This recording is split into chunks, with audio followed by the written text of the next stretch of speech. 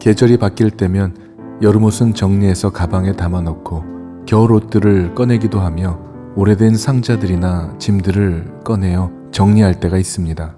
먼지 쌓인 상자 하나하나를 열어보며 무엇을 담아두었는지 확인해 보다가 오래된 사진들을 발견하게 될 때가 있습니다. 반가운 사진을 집어들고 그 사진 속 그 시간, 그 사건 속으로 돌아가 짐 정리를 하다 말고 한참 동안 옛 생각에 잠깁니다. 사진에는 옛 모습뿐 아니라 그때의 어떤 심정이었는지 그때의 속마음까지도 들여다 보입니다. 그 순수했던 때, 사랑과 열정으로 가득했던 때, 아무것도 모르면서 겁없이 일을 추진해 나가던 그때가 사진 속에서 그대로 드러나 보여지는 듯 합니다. 그 사진들을 보면서 지금의 나의 모습을 바라보게 됩니다. 시간이 지남에 따라 누구도 막을 수 없는 세월의 흔적이 얼굴에 묻어나는 것은 어쩔 수 없는 일이라고 해도 여전히 내 마음엔 그때와 같은 순수한 마음이 있는지, 사람들을 향한 긍휼한 마음은 더욱 커졌는지, 내 안에 그리스도의 마음을 가지고 주님을 향한 사랑과 열정은 더 뜨거워졌는지, 그래서 그런 마음이 내 마음을 통해 얼굴로 드러나고 있는지를 생각해 볼 때 자신 있게 그렇다고 말할 수 있지 않음을 인정할 수밖에 없습니다. 오늘 본문 열왕기상 11장을 묵상하면서 이전과는 너무나 달라져 버린 솔로몬의 마음을 보게 됩니다. 열왕기상 3장 3절과 4절에 보면 솔로몬은 주님을 사랑하였으며 자기 아버지 다윗의 법도를 따랐으나 하나님께 제사를 드리기 위해 기브온의 제일 유명한 산당을 찾기도 하며 그 제단에 1000번제를 드리기까지 했던 솔로몬이었습니다. 그러한 솔로몬을 하나님은 참으로 기뻐하셨습니다. 그렇게 그 사랑과 열정으로 하나님의 성전 건축까지 마친 솔로몬이 이제 11장에 이르러서는 어떻게 변화되었는지 보게 됩니다. 3절입니다. 왕은 후궁이 700명이요 첩이 300명이라 그의 여인들이 왕의 마음을 돌아서게 하였더라. 한 사람의 왕에게 이렇게나 많은 아내가 필요한 걸까요? 1000여 명의 여인들을 아내로 삼았다는 이 자체가 이미 그가 얼마나 변질되고 타락한 상태인지를 보여주고 있습니다. 이미 주님께서는 이 여러 민족을 두고 이스라엘 자손에게 경고하신 일이 있었습니다. 그들과 결혼을 하고자 해서도 안 되고 그들이 청혼하여 오더라도 받아들여서는 안 된다고 말씀하셨습니다. 왜냐하면 이방 여인들이 가지고 들어오게 될 그들의 이방 신이 문제가 될 것이기 때문이었습니다. 그들이 가지고 온 이방 신들에게로 마음을 뺏기게 될 것이기 때문이라고 말씀하신 것입니다. 그런데도 솔로몬은 주님의 말씀을 듣지 않았고 외국 여자들을 좋아하였으므로 그의 마음을 돌리지 못했습니다. 마음을 빼앗기면 모든 것을 빼앗긴 것입니다. 아무것도 보이지 않고 아무것도 들리지 않게 되는 것이죠. 하나님을 사랑했던 솔로몬의 마음은 이제 그 하나님을 향했던 그 사랑이 이방의 많은 여인들에게로 향하게 되어버린 것입니다.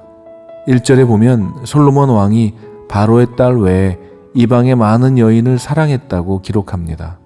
2절 후반부에도 솔로몬이 그들을 사랑하였더라 라고 기록되어 있습니다.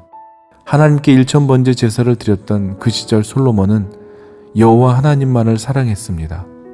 그러나 이제 그 사랑의 마음이 하나님을 떠나 이방의 많은 여인들을 향하게 되어버린 것입니다. 하나님을 사랑했기 때문에 하나님의 제단에 가장 좋은 제물로 가장 큰 제사로 하나님께 예배드려 하나님의 마음을 흡족하게 해드렸던 그가 이제는 여인들에게 마음을 빼앗기고 그들을 사랑했을 뿐 아니라 그 여인들이 가지고 온 이방 신들을 섬기고 따르는 지경에까지 이르게 된 것입니다. 하나님을 사랑할 때 하나님께 예배드렸던 솔로몬이 이방 여인을 사랑한 후 하나님을 떠나게 되었습니다. 7절입니다. 솔로몬은 모압의 혐오스러운 그모스를 위하여 예루살렘 앞 산에 산당을 지었고 또 암몬 자손의 가증한 몰렉을 위하여도 그와 같이 하였다라고 기록합니다. 결국 솔로몬의 마음은 하나님을 떠나 그가 그런 악한 일들도 서슴지 않고 하게 된 것이죠. 하나님이 솔로몬에게 2번이나 나타나셔서 그러면 안 된다고 말씀해 주셨음에도 불구하고 솔로몬은 말을 듣지 않았습니다. 그리고 솔로몬이 마음을 돌려 이스라엘의 하나님 여호와를 떠났으므로 여호와께서 솔로몬에게 진노하셨다고 말씀하고 있습니다. 사람들은 성공에 다다랐을 때 포커스를 잃어버리고 초심을 잃어버립니다.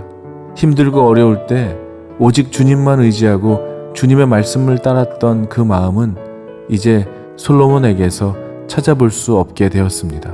고난 가운데 있을 때 영혼은 더 맑고 정결합니다.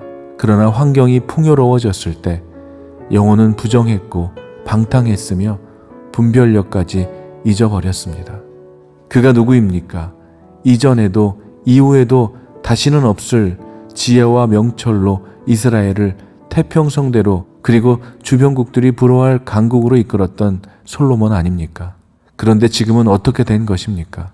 그가 일천번제를 드린 후 하나님께서 그의 소원을 물었을 때 그가 기브온 산당에서 하나님께 구한 그의 소원은 자신의 이러한 유익들이 아니었습니다.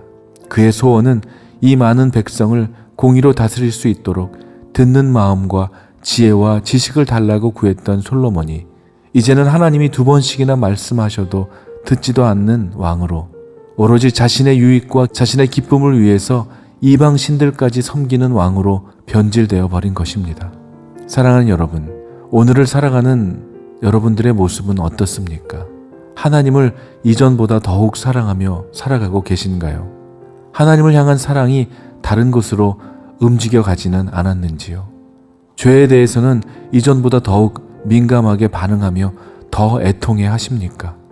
하나님께 기도와 말씀으로 나아가는 시간이 여전히 즐겁습니까? 여전히 주님을 향한 갈급함이 있습니까?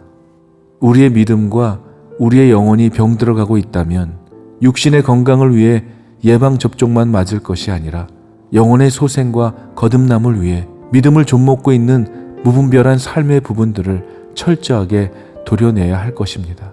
내 눈이 주님을 향하고 있지 않고 세상의 것을 더 가지려 하고 주님이 기뻐하지 않는 일로 내 삶의 대부분의 시간을 보내고 있다면 이미 우리의 신앙이 변질되어 가고 있다는 증거입니다.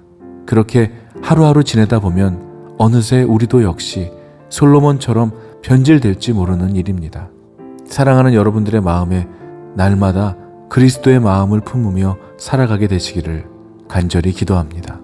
오늘도 아침의 첫 시간에 하나님 앞에 나와 기도하며 우리의 내면을 말씀으로 조명하며 자신을 돌아보는 시간을 통해 순수했던 그 처음 신앙으로 뜨겁게 주님을 사랑하며 살았던 그 첫사랑의 자리로 돌아갈 수 있기를 주님의 이름으로 간절히 기도합니다. 아멘.